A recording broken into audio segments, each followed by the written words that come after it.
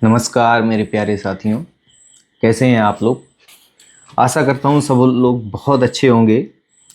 तो अब जो है STAB DRDO में STAB और टेक्नीशियन ए जो दो भर्तियां इस समय हैं, उनका हम लोग आज जो है पहले हम आज इस वीडियो में देखेंगे कि STAB जिसका लेवल 6 है और टेक्नीशियन ए जिसका लेवल 2 है। तो लेवल 6 का पोस्ट है STAB, जिसको और बाकी जगह जूनियर इंजीनियर बोलते हैं, और DRDO में इसका नाम है सीनियर टेक्निकल असिस्टेंट बी। तो senior technical assistant B means level 6 का पोस्ट है, जूनियर इंजीनियर ही होता है। यहाँ पर उसका नाम थोड़ा अलग है क्योंकि ये टेक्निकल और एक रिसर्च डिपार्टमेंट है, इसलिए यहाँ पर थोड़ा सा नाम अलग है। इसरो में भी इसका नाम अलग है, और इसरो में एक अच्छा फ़ायदा ये है कि इसरो में जो डिप्लोमा से डायरेक्ट सिलेक्ट होते हैं वो STAB नहीं होते, वो TAB होते हैं, ओनली टेक्निकल असिस्टेंट बी। लेकिन उनका ग्रेड पे उनका लेवल जो होता है वो लेवल 7 होता है, ना कि 6 होता है। लेवल 7 होता है तो उनका सैलरी लेवल 6 वालों से 10 से 12,000 रुपये ज़्यादा होता है। तो इसलिए इसरो को बहुत सारे बच्चे और बहुत सारे हमारे साथी जो हैं वो इसरो को ज़्यादा पसंद करते हैं क्योंकि सैलरी भी ज़्यादा है, और इसरो में काफ़ी रिसर्च वर्क भी काफ़ी अच्छा है। तो जिसकी जैसी चॉइस है वो अपने हिसाब से चॉइस में रखता है चीज़ें। कुछ लोगों को DRDO पसंद है, कुछ लोगों को इसरो पसंद है। तो चलिए हम अपने बात पर आते हैं, और आज हम देखते हैं सबसे अच्छी चीज़ ये है कि अब हमारे जो साथी हैं वो फाइनल रिजल्ट का वेट कर रहे हैं। मैंने कट ऑफ ऑलरेडी बता रखी है STAB की, क्योंकि इसके बाद सीधा उनका डॉक्यूमेंट वेरिफिकेशन होगा। उनको अब कुछ भी एग्ज़ाम नहीं है, उनका सीधा उनका फाइनल रिजल्ट आएगा। तो मेरे साथी जो भी STAB में सेलेक्ट होंगे उनको दिल से बधाई एवं शुभकामनाएं। आपकी मेहनत का ही ये परिणाम होगा कि आप एक ऐसे ऑर्गेनाइजेशन से जुड़ने वाले हैं जो आपको और आपके परिवार को गर्व की अनुभूति दिलाएगा। और इसमें एक गर्व की अनुभूति ये भी है कि STAB जो लेवल 6 की नौकरी है उसमें हम लोग आज देख लेते हैं सैलरी कितनी है, क्योंकि सैलरी बहुत ज़्यादा इम्पॉर्टेंट मैटर है, क्योंकि सब कुछ सैलरी पे ही डिपेंड होता है। पैसा मिलेगा तो कहीं भी रह सकते हैं, और पैसा नहीं है तो कहीं भी नहीं रह सकते हैं। तो पैसा कमाने के लिए ही हम लोग इतना जद्दोजहद में दुनिया लगी हुई है। तो चलिए चलते हैं हमारी STAB की सैलरी के ऊपर। सबसे पहले बता दें, senior technical assistant B level 6 का पोस्ट है। इसका ग्रेड पे 4200 है, ग्रेड पे है 4200। ठीक है, अब चलते हैं ग्रेड पे के हिसाब से इसका बेसिक पे कितना है। तो इसका बेसिक पे है 35,400।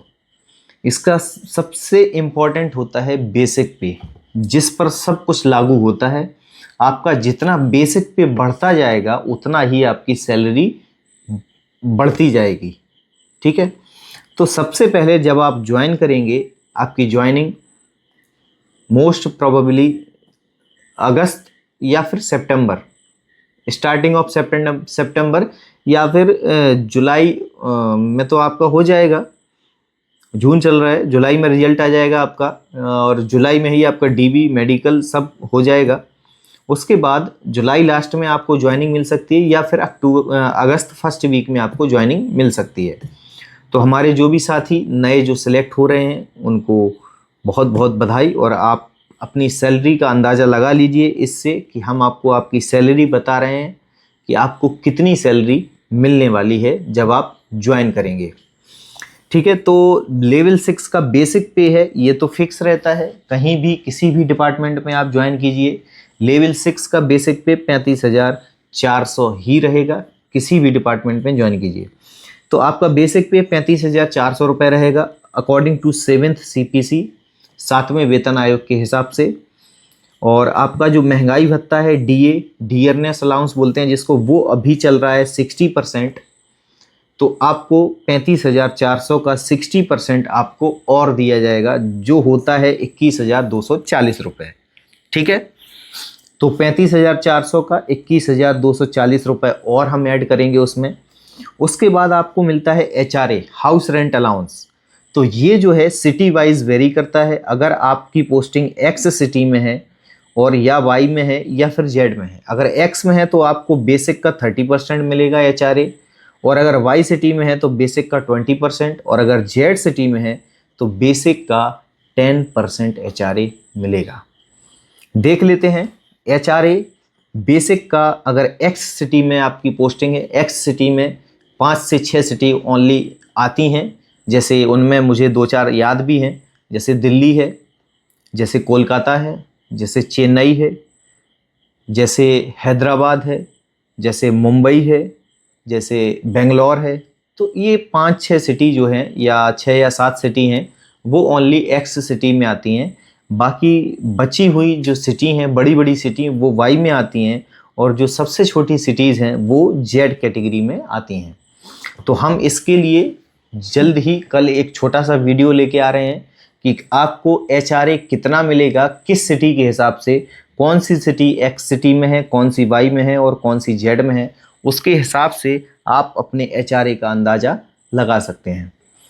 ठीक है, तो आपको HRA जो है अगर 30% मिलता है बेसिक का तो वो होता है 10,620 रुपये।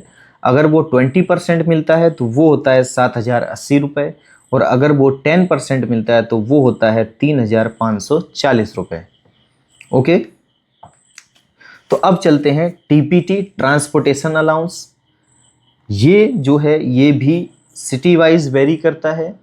अगर आप Y सिटी में है तो ये, ZX सिटी में है तो ये 6,000 के आसपास मिलता है, और ये बेसिक से वेरी करता है। बेसिक बढ़ता जाएगा आपका तो आपका TPT भी बढ़ता जाएगा।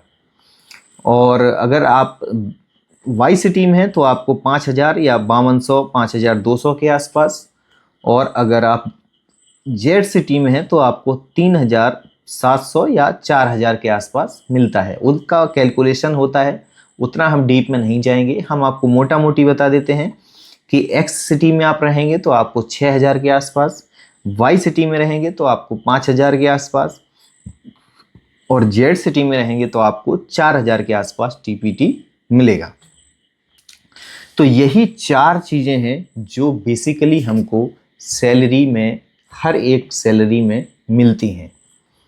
तो इसमें अब हम अगर X सिटी में हम जॉब कर रहे हैं, जैसे दिल्ली है, कोलकाता है, हैदराबाद, चेन्नई, तो इन सारी सिटियों में अगर हम किसी भी सिटी में पोस्टिंग होती है तो X सिटी में आपको ये चारों चीज़ ऐड करने पर आपकी जो ग्रॉस सैलरी जो बनेगी, ग्रॉस का मतलब होता है जिसमें से कोई भी चीज़ कट नहीं हुई है, वो अभी केवल ग्रॉस है। तो ग्रॉस सैलरी आपकी बनेगी X सिटी में अगर आपकी पोस्टिंग है तो 73,260 रुपये। हाँ भाई, 73,260 रुपये। सुनकर चौंकना नहीं है, ये आपकी मेहनत की कमाई है। आपने इसके लिए दिन रात एक किया है मेरे भाई। यही होता है पहला सपना कि हमारी सैलरी कितनी मिलेगी, किस एग्ज़ाम में कितनी सैलरी मिलेगी। सबसे ज़्यादा ट्रेंडिंग में यही वीडियोस रहते हैं। बच्चे हमेशा सर्च करते हैं, जिस भी वैकेंसी की तैयारी करते हैं, जिस भी पोस्ट की तैयारी करते हैं, उसमें हमेशा बच्चे के मन में ये रहता है कि हमें सैलरी या हमें मेहनत की कमाई कितनी मिलेगी। तो आप खुद सोच सकते हैं कि आपका ग्रॉस पे 73,260 रुपये बनने वाला है। आप आएंगे, ज्वाइन करेंगे तो आपका ग्रॉस पे 73,260 रुपये आपको मिलने वाला है। लेकिन अगर आप पहले तो इसमें से NPS कटेगा, NPS जो है वो 10% कटेगा, बेसिक और DA का 10%। तो मोटा मोटी हम मिला लेते हैं कि सब कुछ कटने के बाद आपके इन हैंड सैलरी जो है वो कम से कम 62,000 रुपये महीना जो है आपको मिलने वाली है।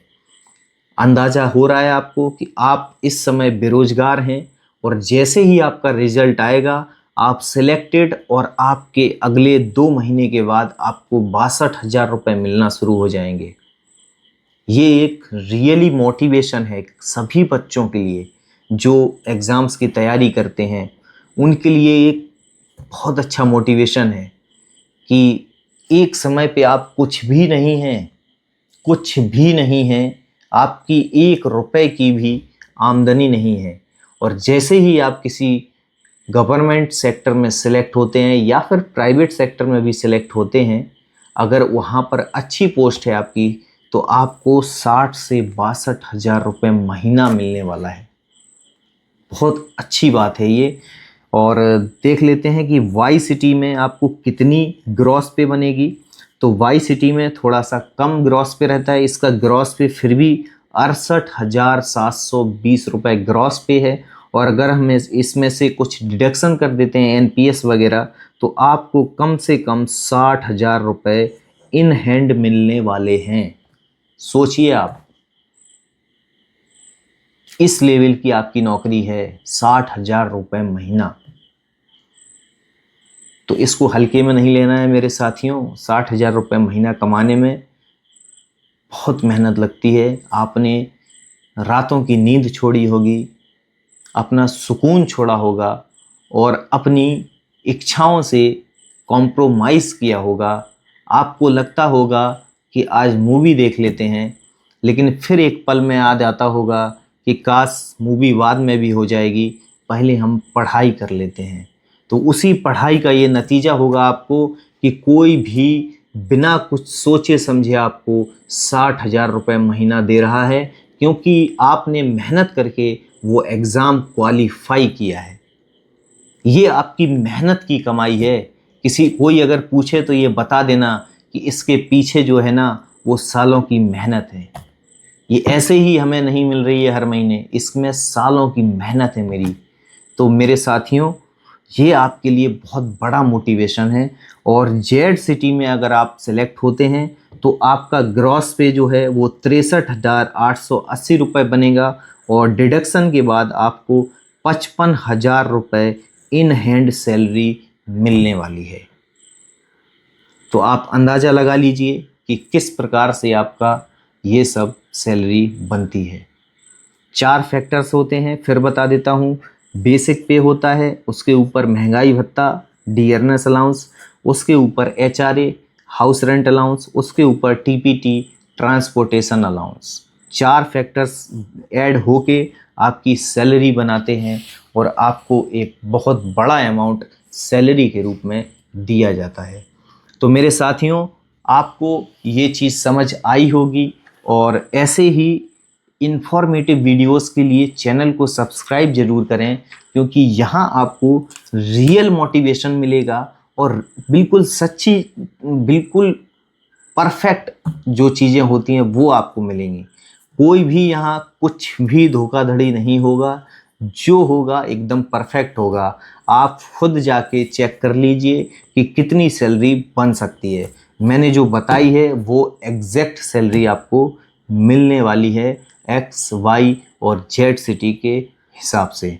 तो मेरे साथियों, इस मोटिवेशन को आप अपने अंदर ऐसे ही आग जला के रखना जब तक आपका सिलेक्शन कहीं ना हो जाए। अगर आपका सिलेक्शन डीआरडीओ में होता है तो भी आपको इतनी ही सैलरी मिलेगी, और अगर किसी भी ऑर्गेनाइजेशन में होता है तो भी आपको इतनी ही सैलरी मिलेगी। बस 2-3 ऑर्गेनाइजेशन छोड़ के बाकी सब जगह जो है वो जेई का लेवल 6 ही है।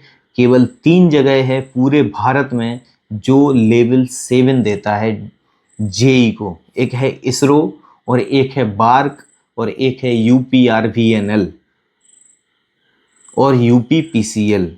ये एक 4 ऐसे ऑर्गेनाइजेशन हैं जो लेवल 7 देते हैं, क्योंकि उसमें यूपीपीसीएल और यूपीआरवीएनएल यूपी के 2 ऐसे निगम हैं जो रिस्क अलाउंस के रूप में उनको लेवल 7 देते हैं, क्योंकि उनको भी पहले लेवल 6 ही था, लेकिन उन्होंने धरने पे बैठे और बोला कि हम लोग बिजली का काम करते हैं, हमको ज़्यादा रिस्क रहता है, इसलिए हमारा सैलरी भी ज़्यादा होना चाहिए। उसी कारण से उनका लेवल 7 रखा गया। लेकिन पूरे भारत में ये केवल लेवल 6 पे रहता है। हर एक नौकरी SSC JE, railway JE, DRDO JE, कोई भी जेई हो, Rajasthan JE, UP triple SC JE, Delhi JE, Delhi metro JE, कोई भी जेई हो, सारे लेवल 6 में रहते हैं। केवल इसरो जो लेवल 7 देता है और बार्क जो लेवल 7 देता है। लेकिन बार्क में आपको 2 साल तक स्टाइपेंडरी ट्रेनी के रूप में रहना पड़ता है, उसमें केवल आपको बेसिक और डीए मिलता है और कुछ नहीं मिलेगा। 2 साल बाद जब आपकी ट्रेनिंग पूरी हो जाती है तब आपको लेवल 7 में शिफ्ट किया जाता है। तो मेरे प्यारे साथियों, आपको ये चीज़ समझ में आ गई होगी।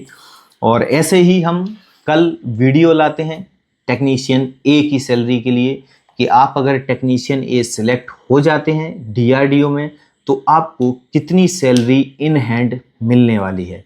तो चलिए मिलते हैं अगले वीडियो में। और अगर ये वीडियो आपको अच्छी लगे तो प्लीज़ चैनल को सब्सक्राइब जरूर करें, वीडियो को लाइक और शेयर करें।